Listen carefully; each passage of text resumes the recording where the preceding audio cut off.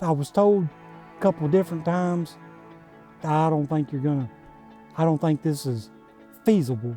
I'm not going to let my physical limitations dictate what I can and can't do. So my name's James Stewart. I live in Statesville, North Carolina. My background is in motorcycles, on-road, off-road type of stuff. And I had a friend named Adam Sandoval that did the Trans-America Trail, but he did it on a dirt bike. I watched videos of him doing it. I envied getting to do that. But February of 2020, I was diagnosed with chronic muscular dystrophy. It's affecting my lungs and my heart, and naturally, my arms and legs are getting weaker. And I wanted to do it, and I simply couldn't. So I started looking at buying a Jeep or a 4Runner, and the price, I couldn't afford it. And I owned my '05 Subaru Outback. Basically, I started looking at what it would cost to build it within my budget, and I built it solely for the Trans-America Trail.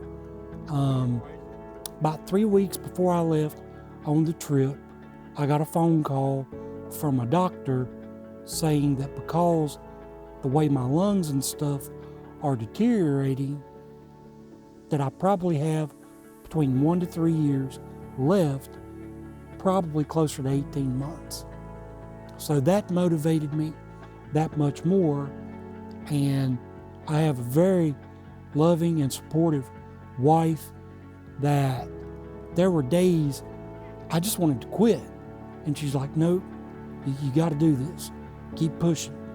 So I started looking at what I needed to do to make my car worthy of this trip from what I had seen in videos. I joined some Facebook Messenger groups.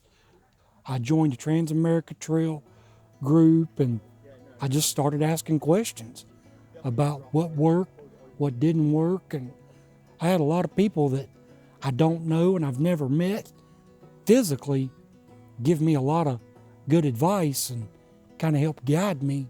So let me kind of show you what I did and how it came to be.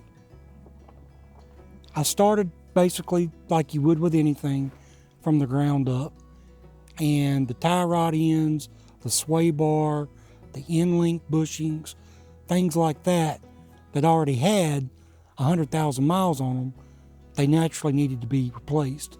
Then I did naturally the shocks and struts. I put a 1-inch spacer lift on it, which is from ADF.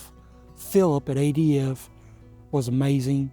He told me exactly what I needed, exactly how to install it. He even helped me with, if you go with this size lift, this is the size tire that you can run if you run this diameter wheel. The car came with 16-inch wheels, and once I got the suspension and the lift and stuff on it, the factory wheels and tires just looked stupid. And I wanted it to have more of the rallycross appearance. So I got on Google and I started looking at what the factory Subaru race teams ran on their cars. And it was this Motegi wheel.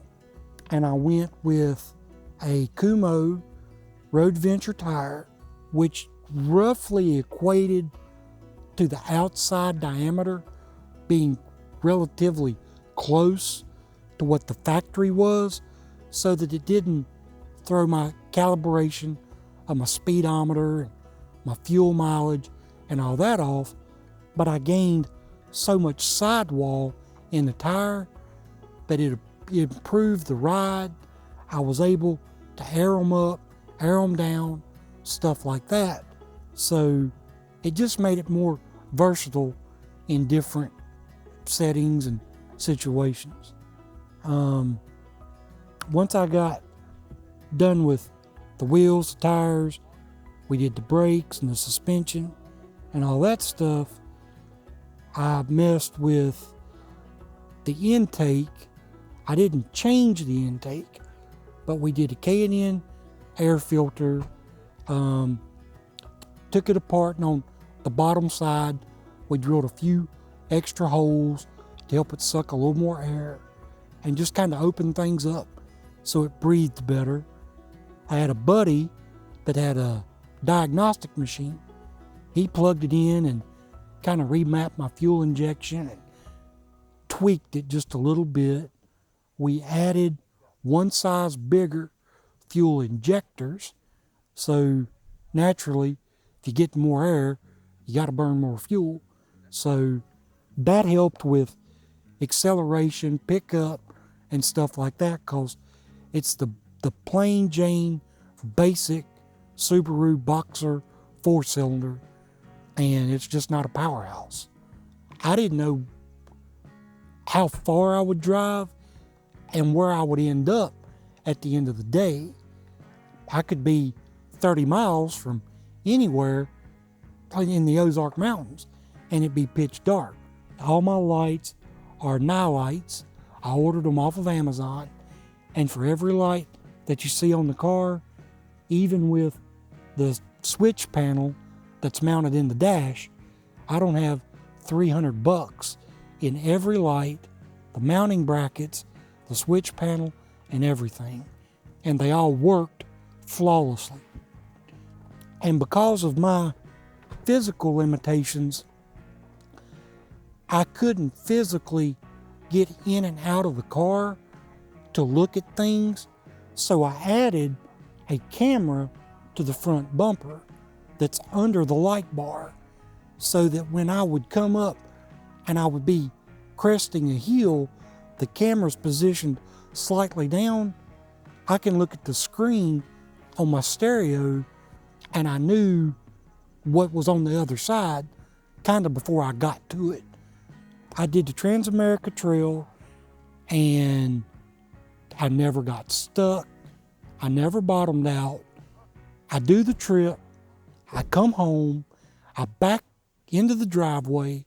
I hit the button. I open the garage. And then I realize I did the entire trip with the spare strap to the roof, but the aftermarket jack and the lug wrench that fits these wheels was laying in the floor of my garage. So thank God I never had a flat. There were a few times that I honestly didn't think that I would make it, but the thing that I love about the car is the four-wheel independent suspension. It just kind of crawled across stuff like a tinker toy. I was going to do the rooftop tent and just simply couldn't afford it. And then there was the struggle of physically being able to climb up, get in it, get out. At night, because of my lungs, I have to sleep with a CPAP type device, and I just couldn't make all that work with a rooftop tent. We started brainstorming, and I went online to Napa, and that's where I bought the awning from, and it was $100 delivered to my front door. So this is the casa, the house. This company doesn't make an enclosure. I just went to Harbor Freight, I bought some tarps, I bought a pack of 100 zip ties, and I would zip tie my tarp.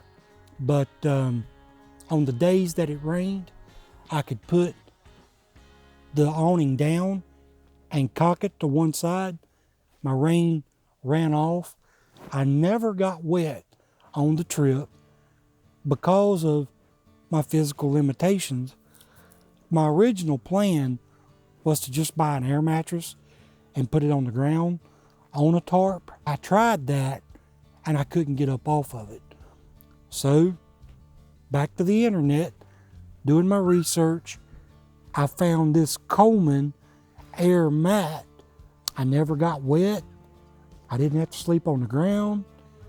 The air mattress, it was, I think, $179. It came with the air mattress and the cot, and it's all sewn together. The air mattress comes out. It came with a battery-powered pump to blow it up. But that's basically my ride and where I stayed and what I did.